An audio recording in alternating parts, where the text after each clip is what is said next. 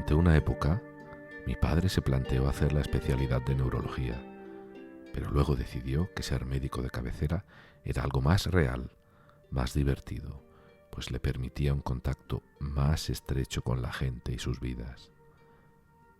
Conservó ese profundo interés humano hasta el final. Cuando cumplió los 90, David y yo le suplicamos que se retirara, o al menos que dejara de visitar a domicilio. Contestó que las visitas a domicilio eran la esencia de la práctica médica y que preferiría dejar cualquier otra cosa. De los 90 a los 94 años, alquilaba un taxi durante el día para continuar con sus visitas a domicilio. Había tratado a algunas familias durante generaciones y a veces sorprendía a algún joven paciente al afirmar: «Tu bisabuelo tuvo un problema muy parecido en 1919». Conocía el lado humano e interior de sus pacientes en la misma medida que sus cuerpos y sabía que no se podía tratar uno sin el otro. De hecho, muchas veces le oí comentar que conocía el interior de las neveras de sus pacientes tan bien como el interior de sus cuerpos. Para sus pacientes, a menudo era amigo, además de médico. El intenso interés que prestaba a la totalidad de la vida de sus pacientes le convertía, al igual que ocurría con mi madre, en un maravilloso narrador. Sus historias médicas nos cautivaban de niños y fueron en parte responsables de que Marcus, David y yo siguiéramos la vocación de nuestros padres. Mi padre también sintió una intensa pasión por la música que duró toda su vida. Nunca se cansó de ir a conciertos, le gustaba sobre todo el Wigmore Hall. Había sido la primera sala de conciertos a la que había asistido de niño, cuando aún se llamaba Bechstein Hall. Hasta el último mes de su vida asistió a 2 o 3 conciertos por semana. Su presencia era habitual en Wigmore Hall desde tiempo inmemorial, y en sus últimos años eran tan legendario a su manera como alguno de sus intérpretes.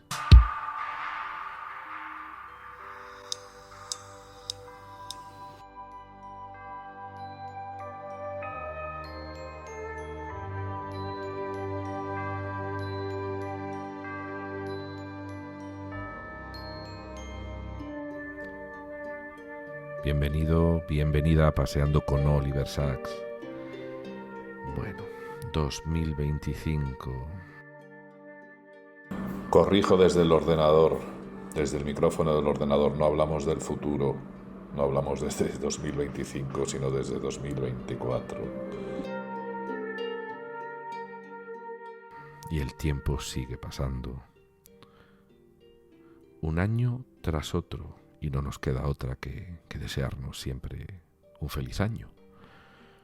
De la misma manera que siempre nos deseamos que el que entra sea mejor que el annus horribilis que acaba de irse. Sea este, sea el anterior, o el anterior al anterior. Así que feliz año, sabio año y también sereno año.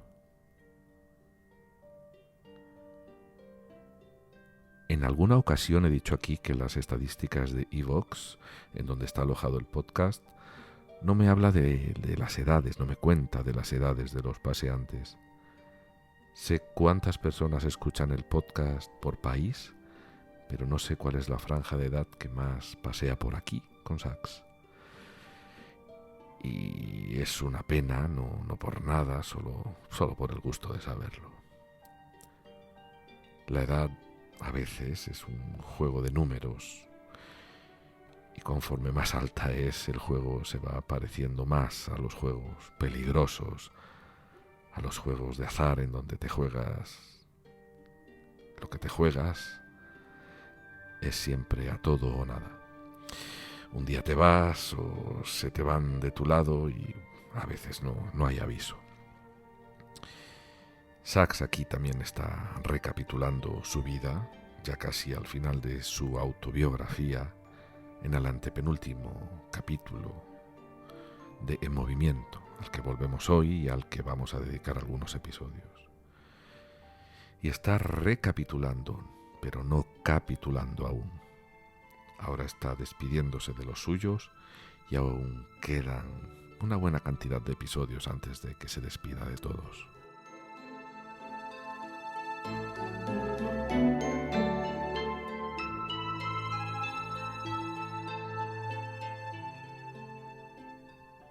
Me gustaría agradeceros a quienes me habéis escrito para hablarme sobre el episodio anterior, en donde tuve el placer de charlar con el doctor Arturo Goicoechea.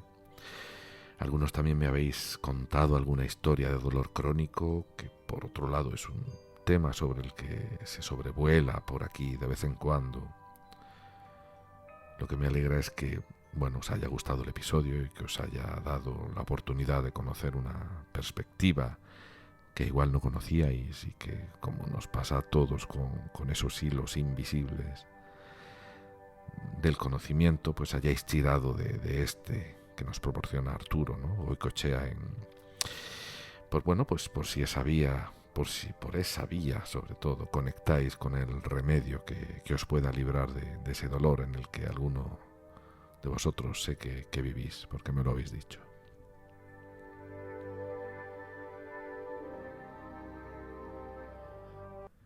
Ya sabes, aquí seguimos en movimiento, on the move. Lo más lógico sería que con la Navidad tan reciente y habiendo estado con la familia, con la convaleciente y pequeñita familia que tengo, pues os hable de mi experiencia navideña, pero no lo voy a hacer. Me voy a guardar lo sentido porque ha sido mucho y porque igual es material para añadir a un episodio más tardío. Así que dejemos que la Navidad y el Año Viejo se sigan disipando de nuestra actividad neuronal y miremos por donde pisamos con un ojo y hacia adelante con otro. Nadie nos puede librar de llegar estrábicos al final del camino.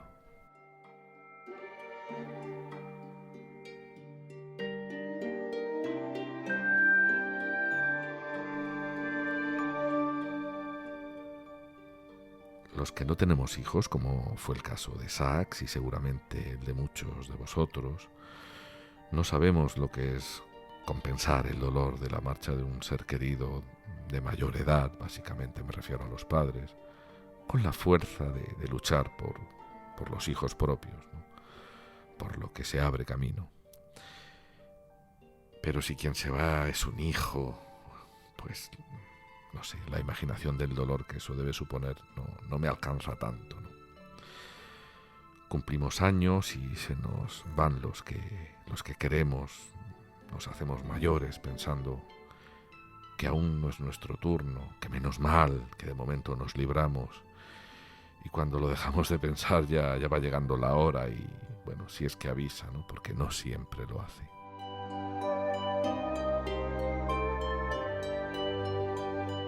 El texto con el que hemos comenzado el episodio es, como he dicho hace un momento, salido del antepenúltimo capítulo de Movimiento, la autobiografía de Sax. Os recuerdo que la hemos ido leyendo, comentando y disfrutando juntos desde el principio de este podcast, y aunque a estas alturas del libro no se divisa aún el ocaso de nuestro doctor, sí que lo hace el de sus seres más queridos. Su madre y su querida tía ya se marcharon hace tiempo y ahora lo harán algunos miembros más de su familia. Hay que recordar que eran 4 hermanos varones, los Sax. Era una familia amorosa en una casa que también era un miembro más de la familia. Y todo se estaba yendo ya para siempre. Everything falls apart, como se diría en inglés. O Things Fall Apart, que es como se titula un estupendo libro del premio Nobel nigeriano Chinua Achebe, que leí en mis años nigerianos, y que en español se tradujo como Todo se desmorona.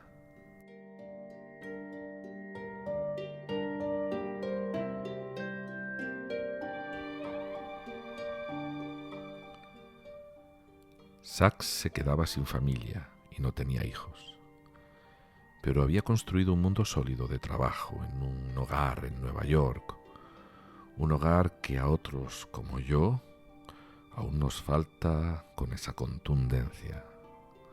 Algunos vamos, además de con la familia en la lejanía, con el desarraigo de llevar la casa a cuestas de país en país. Y aunque en nuestro país tengamos una casa, una casita, un pequeño apartamento, ya ni siquiera nos espera de lo vacía que lleva tantos años.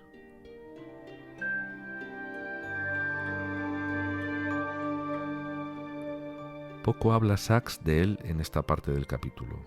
Las aventuras ya no son las de antes. Ahora es un médico y escritor respetado. No ahora solamente, ya lo era desde hacía muchos años.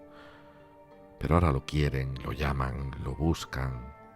Aunque él sigue soñando en que el helecho cambie de color, crezca, o en si el autista sentirá esto, aquello, quizá no sienta nada.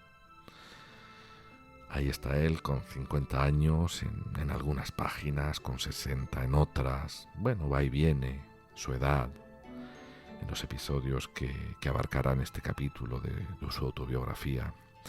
Un capítulo al menos en su primer tercio en donde hace una síntesis de sus últimas pérdidas. Por eso este primer tercio va a ser ya una lectura y sin mediar palabra. Y al terminarla, pues daré por cerrado, por concluido el episodio. Un episodio cortito, sí, así para no empacharnos demasiado después de las fiestas. Me despido sigiloso, no quiero ni molestar al marcharme en este afán no tan reciente de ser cada vez menos visible, de ocupar cada vez menos espacio. Dejemos que Sachs se despida de los suyos a su manera, con sus palabras.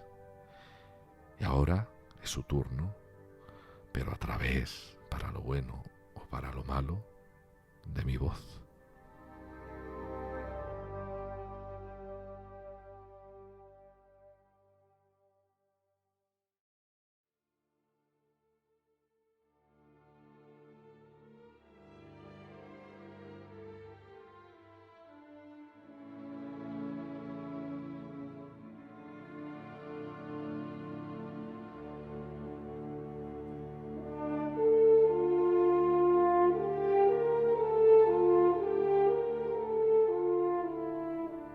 Michael, a sus 45 años, se volvió inseparable de nuestro padre tras la muerte de nuestra madre, y a veces lo acompañaba a los conciertos, cosa que no había hecho antes.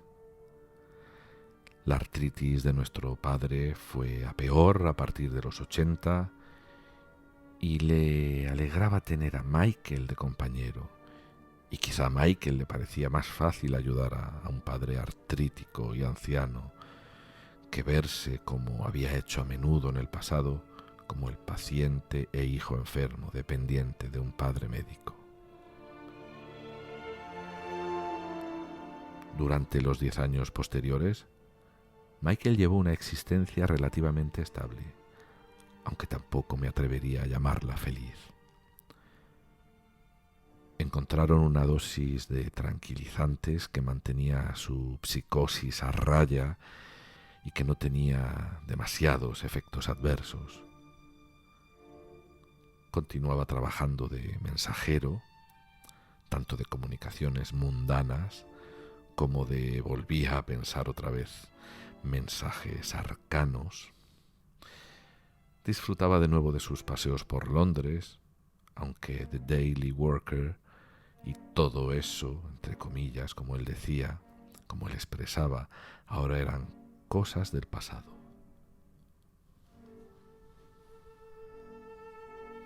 Michael era muy consciente de su estado y en sus épocas de máxima depresión afirmaba: «Soy un hombre condenado». Aunque había en sus palabras un atisbo mesiánico, Estaba condenado en el sentido en el que lo están todos los mesías. Una vez que mi amigo Ren Wexler fue a visitarlo y le preguntó cómo se encontraba, Michael le contestó: «Me encuentro Little Ease».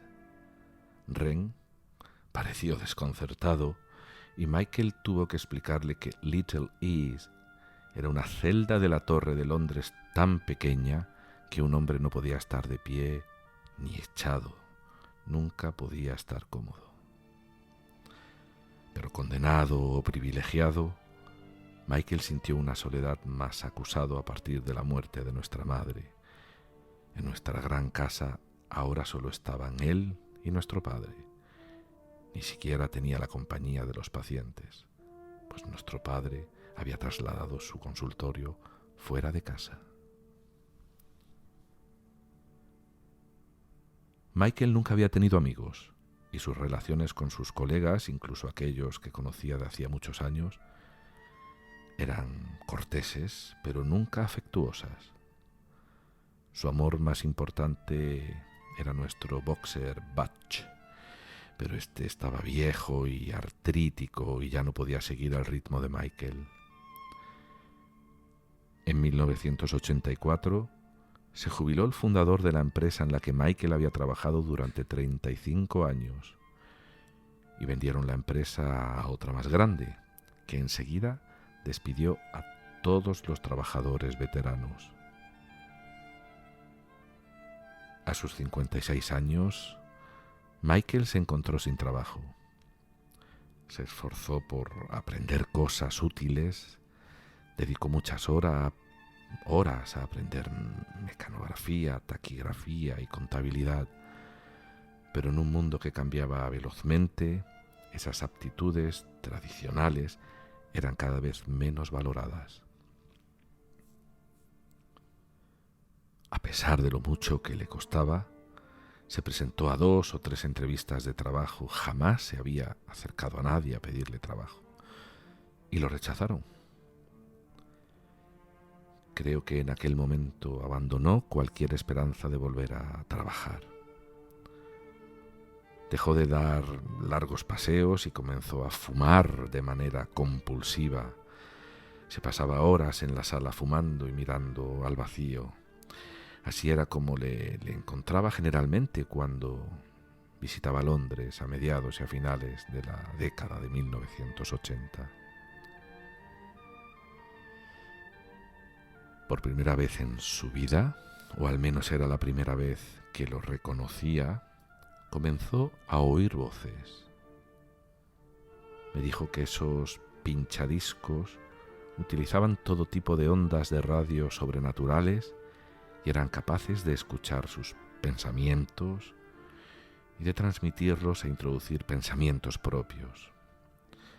En aquel momento Michael dijo que quería que lo visitara un médico de cabecera, no nuestro padre, que siempre había sido su médico. Ese nuevo doctor, al ver que Michael estaba por debajo del peso normal, pálido y no solamente descompensado, simplemente le hizo unas pruebas médicas y descubrió que Michael padecía anemia e hipotiroidismo. En cuanto le hubo recetado tiroxina, hierro y vitamina B12, Michael recuperó gran parte de su energía y en 3 meses los pinchadiscos desaparecieron.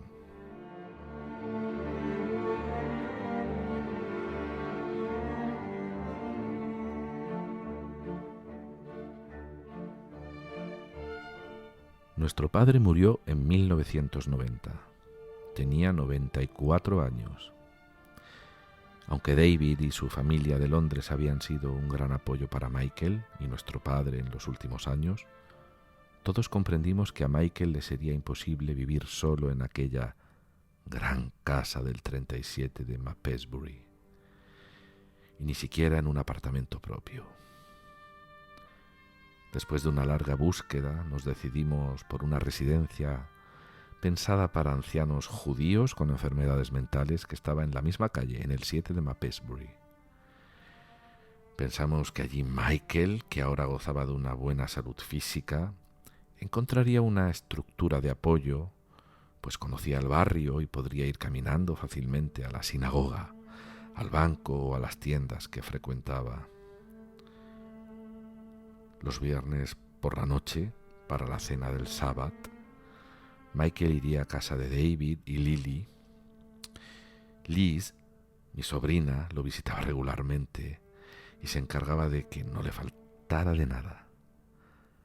Michael estuvo de acuerdo con todo eso y se lo tomó con todo el buen humor que pudo, bromeando posteriormente acerca de su reubicación, afirmando que en sus 70 y pico años de vida el único viaje que había emprendido había sido desde el número 37 al 7 de Mapesbury Road. El vínculo de Michael con Liz era su nexo familiar más estrecho. Liz era capaz de sacarle de sus lúgubres obsesiones durante un rato y a veces reían y bromeaban juntos.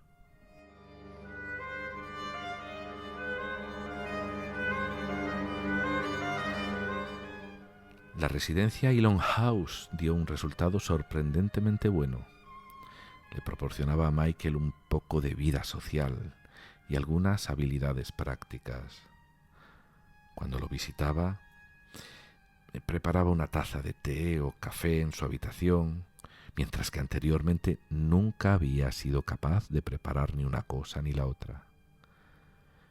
Me enseñó la lavadora y la secadora del sótano, mientras que antes nunca se había encargado de la colada y ahora no solo se encargaba de la suya, sino de los otros residentes. Y poco a poco comenzó a asumir cierta posición, a desempeñar ciertas funciones en aquella pequeña comunidad. Aunque prácticamente había dejado de leer, «No me envíes más libros», me escribió en una ocasión. Había conservado los frutos de toda una vida de lecturas y se convirtió en una enciclopedia virtual que los demás residentes podían consultar. Michael, a quien durante gran parte de su vida nadie había hecho caso ni nadie había valorado, disfrutaba de su nueva posición como hombre de conocimiento, como sabio anciano. Y después de toda una vida desconfiando de los médicos, acabó por confiar en un médico excepcional, en Cecil Hellman, que cuidaba de él y de los demás residentes.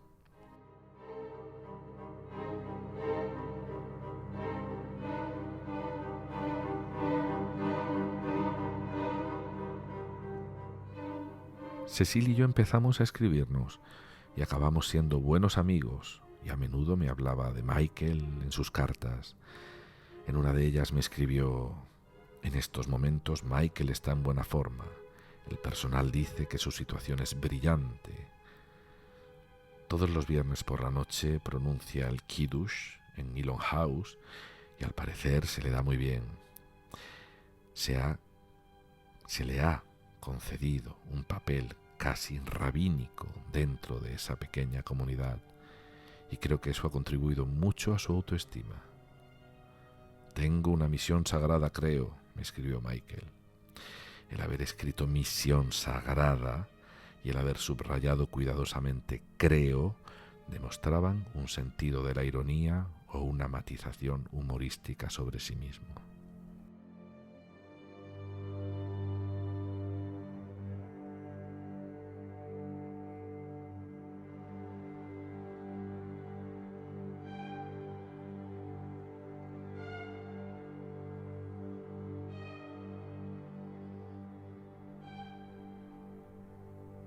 Cuando David murió de cáncer en 1992, Michael quedó profundamente afligido.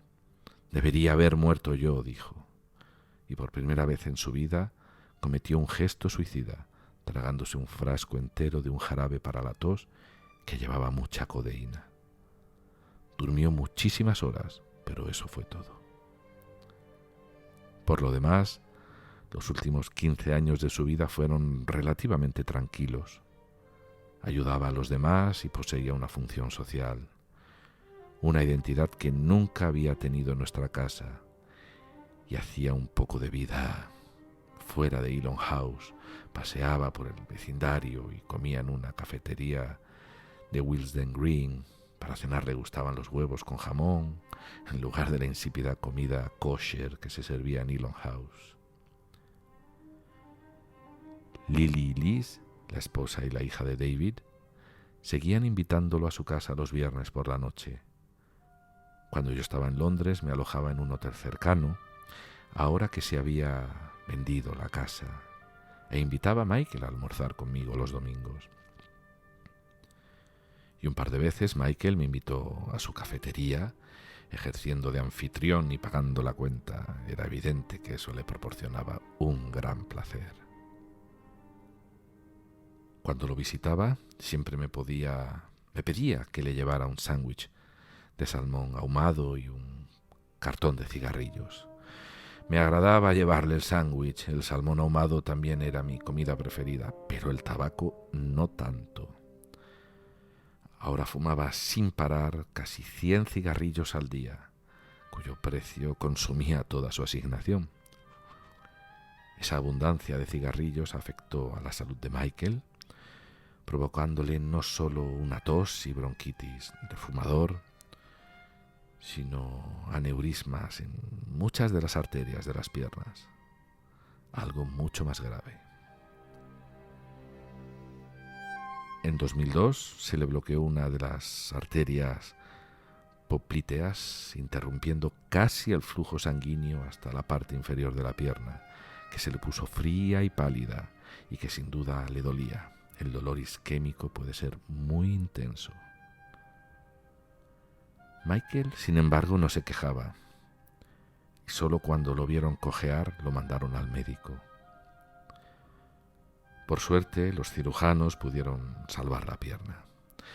Aunque Michael dijera «soy un hombre condenado», anunciándolo a todo el mundo con una voz atronadora, mostraba poca emoción en sus encuentros sociales habituales. No obstante, en una ocasión se ablandó su actitud severa. Nuestro sobrino Jonathan visitó a Michael acompañado de sus gemelos de 10 años, que se lanzaron a los brazos de ese tío abuelo que nunca habían visto, cubriéndolo de besos y de palabras cariñosas. Michael, al principio, se quedó muy rígido. Luego se ablandó y a continuación prorrumpió en una sonora carcajada, abrazando a sus sobrinos con un afecto y una espontaneidad que no había demostrado y quizá tampoco sentido en años. Aquello resultó enormemente conmovedor para Jonathan, quien, al haber nacido en la década de 1950, nunca había visto a Michael normal.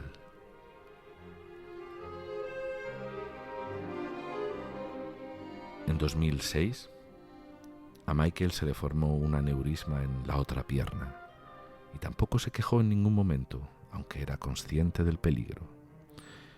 En líneas generales, cada vez estaba más discapacitado y sabía que si perdía la pierna o su bronquitis iba a peor, en Elon House ya no podrían cuidarlo.